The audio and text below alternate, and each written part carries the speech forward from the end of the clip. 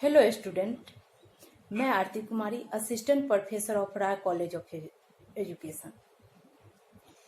Student, आज मैं math के कुछ टॉपिक लेके आपके समक्ष आई हूँ। टॉपिक है स्टैटिक्स। स्टूडेंट, आज हम चर्चा करेंगे meaning of the statistics, definition of the statistics, what is data, organisation of the data के बारे में चर्चा करेंगे। स्टूडेंट, आप स्टैटिक्स क्या है, इससे बचपन से आप इसके बारे में पढ़ते आ रहे हैं, देखते आ रहे हैं। आज हम स्टैटिक्स के बारे में कहेंगे कि स्टैटिक्स शब्द कैसे बना, कैसे आया, इसके बारे में हम चर्चा करेंगे।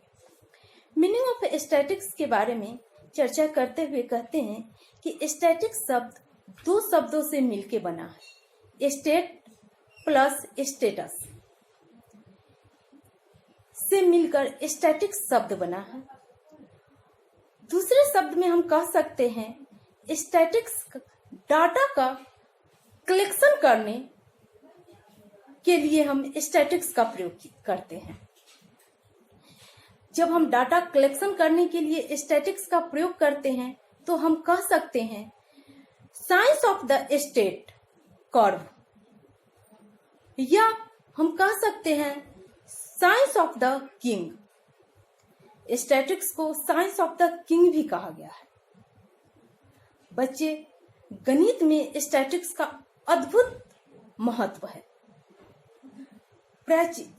इस तरह से स्टैटिक्स का हमें मीनिंग ऑफ द स्टैटिक्स के बारे में हम चर्चा करते हुए कहेंगे कि प्राचीन काल में जब सभी राज्य में अपनी आय, अपनी व्यय या सैनिक शक्ति, जन्म से मृत्यु तक आदि का जब ब्यूरो को तैयार करना होता था, डाटा को तैयार करना पड़ता था, तो हम स्टैटिक्स का उपयोग करते थे। प्रेजेंट टाइम में हम स्टैटिक्स का प्रयोग कृषि विज्ञान, अर्थशास्त्र विज्ञान, मनोविज्ञान, शिक्षा विज्ञान, समाजशास्त्र विज्ञान में हम स्टैटिक्स का प्रयोग करते हैं। विभिन्न क्षेत्र में हम स्टैटिक्स का प्रयोग करते हैं। कहते हैं कि स्टैटिक शब्द वर्तमान में दो शब्द के रूप में प्रयोग किया जाता है। पहला एक वचन, दूसरा बहुवचन। एक वचन शब्द स्टैटिक्स में कहने का अर्थ है कि डाटा का स्टोरेज करना, डाटा का वर्गीकरण करना, डाटा का विश्लेषण करना, यह सारे चीज एक वचन में किया जाता है स्टैटिक्स में। बहुवचन कहने का अर्थ है कि स्टैटिक्स शब्द का प्रयोग डाटा के ढेरों में करना, यानी कि बहुत सारे जो डाटा होते हैं या हर क्षेत्र में हम प्रयोग करते हैं, तो कहते हैं कि स्टैटिक्स बहुवचन का प्रयोग ढेरों डाटा में हम किए। बड़े बड़े डाटा के कलेक्शन करने में हमें स्टैटिक्स का प्रयोग करते हैं। इस तरह से बच्चे स्टैटिक्स का प्रयोग किया जाता है। स्टैटिक्स का मुख्य उद्देश्य जनसंख्या संबंधित जनसंख्या का विश्लेषण करने में किया जाता है। इस संबंध में स्टैटिक्स का एक अद्भुत प्रयोग देखा गया।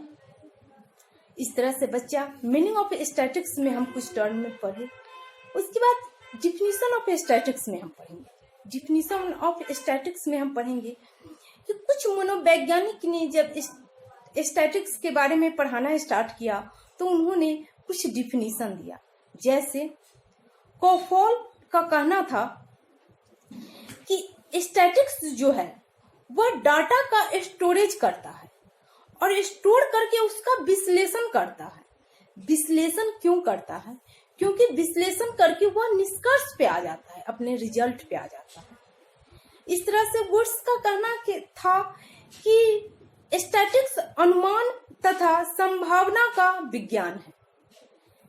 कहे कि स्टैटिक एग्जैक्ट वैल्यू पे तो हम नहीं पहुंच पाते हैं, लेकिन एक अनुमान कर लेते हैं जिससे हम किसी रिजल्ट को एक एवरेज में दे देते हैं। इस तरह से स्टूडेंट हम डिफिनीशन ऑफ स्टैटिक्स पढ़े। अब आगे हम चर्चा करेंगे स्टैटिक्स की विशेषता के बारे में। स्टैटिक्स की विशेषता क्या है?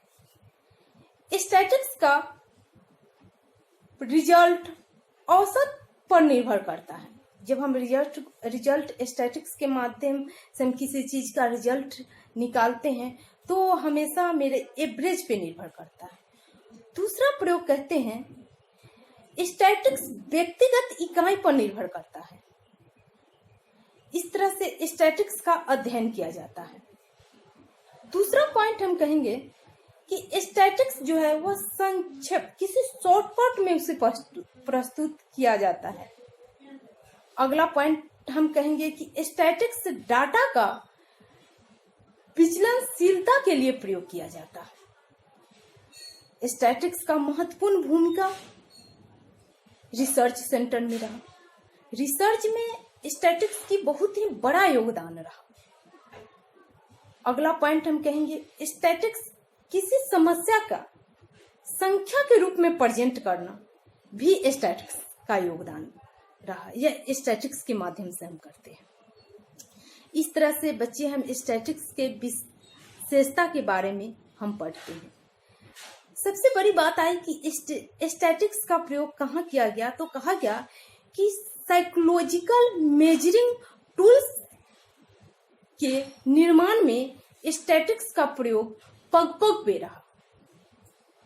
जब हम मेजरिंग करते हैं साइकोलॉजिकल टूल्स के जरिए तो हमें स्टैटिक्स का महत्वपूर्ण योगदान रहा, जिसके कारण आज हमें किसी डाटा को एनालाइज करने में या किसी डाटा को कलेक्शन करने में हमें बहुत ही सहूलियत मिली। इस तरह से बच्चे हमें स्टैटिक्स के meaning of statistics, definition of statistics and statistics की विशेषता के बारे में हमने पढ़ा।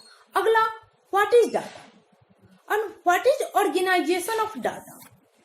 डाटा क्या है इसके बारे में हम चर्चा करेंगे। हम सभी जानते हैं कि डाटा शब्द का प्रयोग हम बहुत पहले से सुनते आ रहे हैं, लेकिन डाटा शब्द है क्या? What is data? जब हम अपने दैनिक जीवन में कई प्रकार की सूचना को इकट्ठा करते हैं तो हम कहते हैं मेरे पास कुछ डाटा आ गया। वह मैथमेटिकल भाषा में हम कह सकते हैं या दूसरे शब्द में हम कह सकते हैं डाटा संख्या का स्टोर करके कुछ सूचना को इकट्ठा करना, दिस इज कॉल्ड डाटा। जब हम सूचना को संख्या के माध्यम से हम स्टोरेज कर लेते हैं कुछ सूचना को, तो हम कहते हैं कि मेरे पास डाटा आ गया, तब उसे हम देखते हैं। इस तरह से एग्जाम्पल है कि जैसे पिछले टेस्ट मैच में बल्लेबाजी द्वारा बनाया गया रन, कुछ रन, या विश्व कप में सचिन द्वारा बनाया गया रन, इस तरह से हम डाटा को इकट्ठा कर लेते हैं। कभी कभी डाटा को समझने के लिए हमें ग्राफ का प्रयोग किया जाता है। ग्राफिकल माध्यम से भी हम डाटा को समझते हैं और इकट्ठा करते हैं। इस तरह से बच्चे हम डाटा क्या है, व्हाट इज डाटा और डाटा का प्रयोग एग्जाम्पल के जरिए समझे। अब ऑर्गेनाइजेशन ऑफ द डाटा क्या है, इसके बारे में हम चर्चा करेंगे। ऑर्गेनाइजेशन ऑफ द डाटा कहने का अर्थ है कि डाटा को असंगठित रूप में प्राप्त करते हैं और फिर डाटा को हम संगठित करते हैं, तो हम कहते हैं ऑर्गेनाइजेशन ऑफ द डाटा। जैसे किसी राज्य का temperature 30 degree, 25 degree, 40 degree, 50 degree, और जब वो असंगठित तरीका, जब उसे संगठित करते हैं, अरेंज करते हैं, तब हम कहते हैं, और उसके बाद जो हम रिजल्ट देखते हैं तो हम कहते हैं यह ऑर्गेनाइजेशन ऑफ डाटा है। इस तरह से बच्चे हम statistics, meaning of the statistics, definition of the statistics, statistics की विशेषता, what is data, organisation of the data के बारे में हम चर्चा किए। अगले वीडियो में हम classification of the data, bar diagram, frequency curve के बारे में हम चर्चा करेंगे। आप जो भी हम अपना क्वेश्चन दिए उसे आप लिखिए और असाइनमेंट बनाइए और हमें सेंड कीजिए। बच्चे आप घर में रहिए, सुरक्षित रहिए और पढ़िए। Best of luck.